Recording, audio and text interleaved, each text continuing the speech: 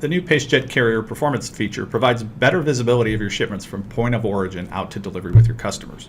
In this video demonstration, we'll take a look at some of the new features and how they might help you provide better customer service. The new Carrier Performance features in Pacejet were provided as part of a full redesign of the search shipments page into this new page called Shipments, which you can access under the Transactions menu. If you go into the Shipments page, you'll see here that there's a swim lane view of all of your carriers and activities with a date range and searching capabilities. I'll come back to that in a moment, how you can filter and adjust the searching and actually create your own saved searches. But if you look down at each of your carriers, we can see from the left to right shipments originating from your facilities and being tracked out to customers. So a tracked shipment is a shipment that has been electronically tracked by Pacejet for you. If it's been delivered, that will be noted in this column. If it's still in transit, if there are exceptions or problems, if it's late but not yet arrived at a customer's location, or if it's actually been delivered and we know that it's late. Tracking updates visible here are continuous, so we're connecting and communicating with carriers electronically through their APIs.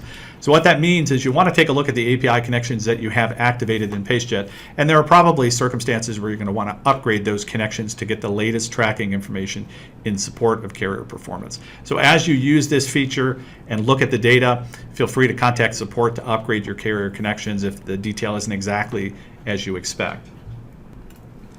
Now, we can always search for a specific shipment as we might expect using the standard search capabilities provided here, but there are some new capabilities we can use to interrogate the system to find out what's going on with exceptions or late shipments. So for example, I might look at my UPS shipments here and see that 143 in that date range were delivered late. And we are now capturing and making visible here not only the scheduled delivery date, but the actual delivery date. So you can see by class of service and tracking number what shipments were late. Now, of course, in addition to finding a late shipment, you can drill down on a specific shipment and look at the status detail and see information from point of origin out through all the scans and to final delivery. So in this particular instance, although the shipment was late, there was really no indication of why the shipment was late or no justification as to why it might have been late. Now we can look at the second shipment here on the list, and in this case it was supposed to be delivered on the 20th. It was the next day that it was actually delivered. So let's drill down and take a look, and we can see the progression. Looks like the receiving business was closed at the time that this particular shipment was attempted to be delivered.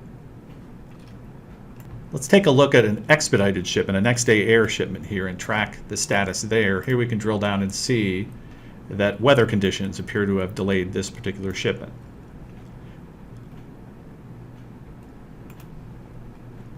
So hopefully what you're seeing here is that Pacejet is capturing through continuous transactions with the API connections to your carriers a full range of detail on not only when shipments were scheduled to be delivered, but when they're actually delivered. The new shipment status endpoint that's part of the Pacejet API also makes this available for integrations, so you can have that detail pushed right into your ERP systems. Now in this case, when we drilled down into detail, what we actually were doing, we're establishing a filtering criteria that's available through a new query builder. So you can create searches and then save those searches as you drill down. Now I could clear this particular search and go back to a summary view and see the details as well, and then continue to drill down with other carriers. So for example, I might drill down on FedEx here. And here I have the same information you saw with UPS across the various classes of service and tracking numbers. So it's a complete multi-carrier view of tracking across all of your different carriers from point of origin to point of delivery. Now in a normal day in the life use of this, drilling down and filtering from this main screen is useful. You can search by date range, search by a specific shipment, so you can get that detail available to you. But a handier way to do this is to actually create common searches for scenarios that you want to look at all the time. So for example, I can save a search for all late UPS air deliveries, and it will filter in the search criteria for class of service type. Now these are more expensive air shipments, as you can see.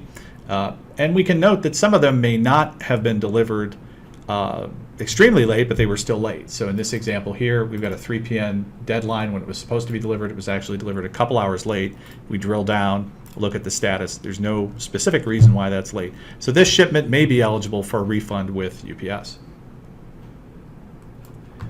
You're not limited by dates in terms of searching. You can filter by a variety of conditions, whether it's class of service, facility, specific customers, You may want to look at even more expensive shipments and find out whether or not those were late.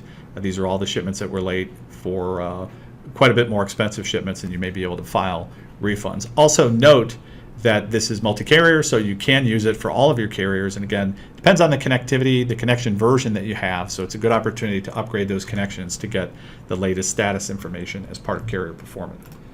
Well, that's a quick look at the features of Carrier Performance and the new shipments page. We will be leaving the search shipments page in place for quite a while. Many customers are used to operating that page.